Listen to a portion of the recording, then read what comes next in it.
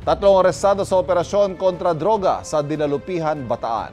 Sa Dasmariñas, Cavite, inaresto ang isang empleyado ng LGU na sumasideline daw sa pagbebenta ng droga. Narito ang Ronda Probinsya. Huli sa operasyon kontra droga sa barangay Salitran 2 ang isang empleyado ng lokal na pamahalaan ng Dasmariñas, Cavite. 2 taon nang naninilbihan bilang market administrator ang sospek. Nasabat sa kanyang 10 gramo ng hinihinalang shabu na may 680,000 pisong halaga. Aminado ang sospek na sumasideline siya sa pagbebenta ng droga. Maharap ang sospek sa reklamong paglabag sa Comprehensive Dangerous Drugs Act of 2002. Sa Dinalupihan, Bataan, mahigit 4 na milyong pisong halaga ng umano'y shabu ang nasabat sa barangay Kataasan nitong Sabado. Tinatayang nasa 600 gramo ng pinaniniwalaang shabu ang nasamsam.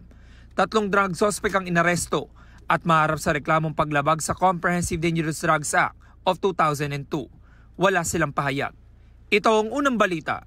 James Agustin para sa GMA Integrated News.